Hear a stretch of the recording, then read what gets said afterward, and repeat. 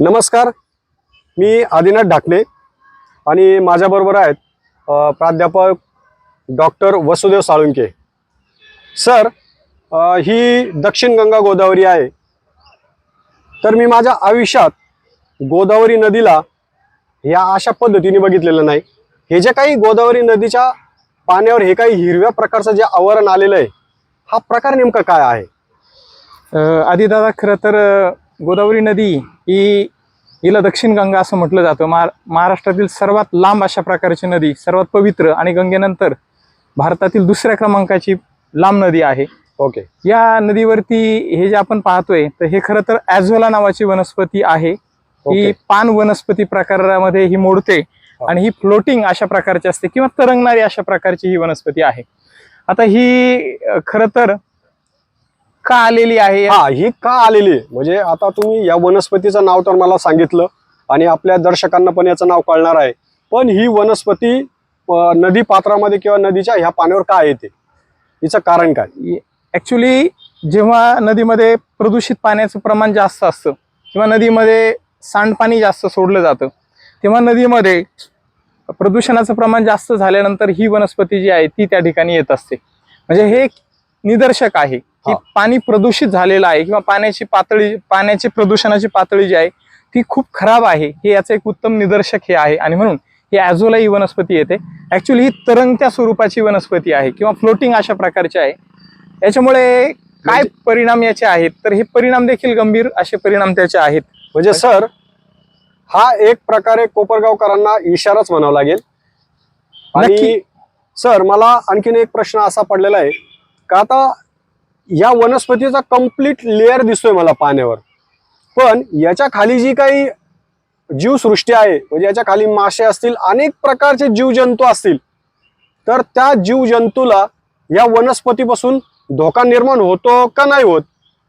याच्यापासून खूप मोठा धोका आहे. खरं तर जीवसृष्टी जी आहे त्याला बायोटिक जीवसृष्टी म्हणजे जलचर जे आहेत, या पाण्यामध्ये असणारे जे जलचर आहेत त्या जलचरांना याचा खूप मोठा धोका होतो.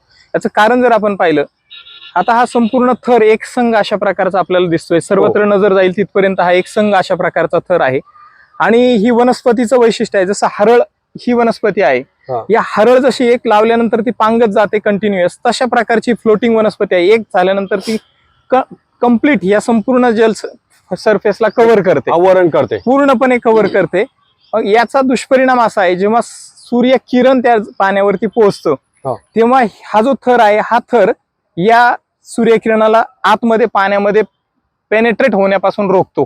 आणि त्यामुळं हे जलचर जे आहे, वेगवेगळे ॲक्वेटिक जलचर आहेत, यांच्यापर्यंत, मग मासे असतील, आणखी वेगवेगळे जीवजंतू आहेत याच्यामध्ये असणारे, तर यांच्यापर्यंत त्या ठिकाणी सूर्यकिरण पोहोचत नाही, आणि त्यामुळं ते मृत पावण्याची शक्यता असते. दुसरं जर आपण पाहिलं तर पाण्याची बीओडी याला म्हटलं जातं, बायोलॉजिकल ऑक्सिजन डिमांड.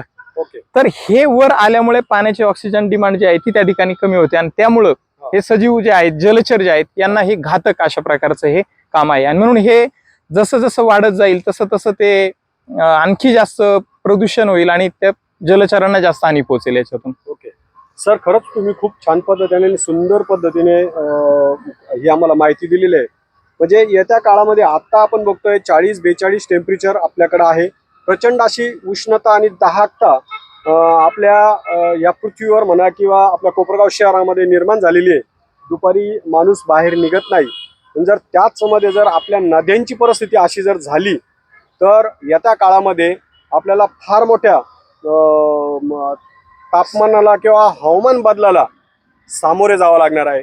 नक्कीच आदिदादा, आता जर आपण पाहिलं, कालच दुबईला खूप पाऊस झालेला आहे. वर्षभरातील पाऊस एकाच दिवसामध्ये दुबईला झालेला आहे. हे जलसंकट किंवा हे हवामानाचं संकट आहे आणि अशाच प्रकारची संकट मानवावरती येतच राहतील जर मानवाने अशा येणाऱ्या छोट्या छोट्या गोष्टींपासून जर बोध घेतला नाही तर जलसंकट आणि हवामान बदलाचं संकट मानवावरती भेडसावत राहील आणि ते वेळेस मानवाला त्या ठिकाणी सुधारलं पाहिजे. स्टिचिंग टाइम सेव्ह 9 म्हणतात, तशा पद्धतीने मानवाने जर कृती केली, पर्यावरणाचे पूरक राहण्याचा प्रयत्न केला आणि या सगळ्या गोष्टींवरती जर त्याने वेळीच तातडीनं जर त्याचं निराकरण केलं तर मानव वाचू शकतो. भविष्यातील पिढ्यांसाठी आपल्याला हे करणं गरजेचं आहे.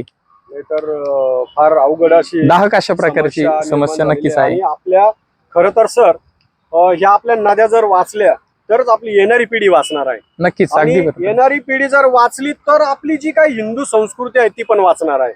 जर आपली पिढीच वाचली नाही तर आपल्या संस्कृतीला फॉलो कोण करणार? नक्कीच आधी दादा, असं म्हटलं जातं की rivers are the cradle of civilisation, म्हणजे नद्या ज्या आहेत या मानवी संस्कृतीचे पाळणे असतात. जसं पाळण्यामध्ये लहान बाळ लहानाचं मोठं होतं, तसं माणूस जो आहे या नद्यांच्या काठावरती लहानचा मोठा झालाय. मानवी पिढ्या मोठ्या झाल्यात आणि त्या केवळ नद्यामुळे झाल्यात. म्हणून नद्यांना आपण जपलं पाहिजे. नद्या जर संवर्धित राहिल्या, नद्या जर चांगल्या राहिल्या तर मानव राहील. नद्या खराब झाल्या तर मानवाचं आरोग्य खराब होईल. मानव देखील, जशा नद्या लुप्त होतील तसं मानवही लुप्त व्हायला वेळ लागणार नाही. एकदम छान पद्धतीने तुम्ही सर सांगितलेलं आहे. कारण पूर्वी सगळ्या संस्कृती आपल्या ह्या नद्यांच्या कडी बसलेल्या आहेत, पण आता परिस्थिती अशी झालेली आहे, पूर्वी नदीची गरज भासत होती मानवाला, म्हणून तो नदीच्या कडेला जाऊन आपलं सगळं उदरनिर्वाह तिच्या कडेला करत होता. आता परिस्थिती बदललेली आहे. आपल्याला घराच्या जवळ पाणी आणून दिलेलं आहे किंवा आपण बोर मारून घराच्या तिथंच पाण्याचा उपसा तयार केलेला आहे. त्याच्यामुळे नदीची आवश्यकता आपल्याला कमी भासते. म्हणून आपल्या नद्या ह्या दुर्लक्षित होत चाललेल्या किंवा त्यांच्याकडे दुर्लक्ष होत आहे. तर मी निश्चित मी सगळ्यांना आव्हान करेल का आपल्या ह्या नद्यांना, म्हणजेच हिंदू संस्कृतीमध्ये जिला आपण आई म्हणतो, जिला आई संबोधतो, तिला फक्त तोंडाने आई न संबोधता तिला आपण कृतीतून आई संबोधू आणि आपण तिचं रक्षण करू.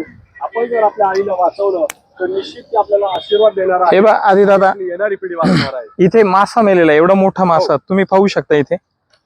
हा खूप मोठा मासा आहे, तुम्ही पाहू शकता इथे. हे बघा, आपण आत्ताच बोललेलो आहोत आणि इथं खूप मासे मेलेले आहेत. हे बघ खचच आहे, हे खूप मोठे माशांचा खच इथं आहे. इथं मासे मेलेले आहेत. इथे एक दिसतोय समोर. हे बघ इथे प्रज्वल, झूम कर. इथं मासे आहेत. हे बघ इकडे, प्रज्वल हे बघ इकडे. हे बघ, सावकाश सावकाश. हे बघ हे सगळे मासेच आहे. हे मासे, हे मासे इथे बाटली जवळ, इथे खूप मोठा आहे दिसतोय. आणि हे जे लेयर आहेत ना, हे मासेच आहेत. ते त्याचे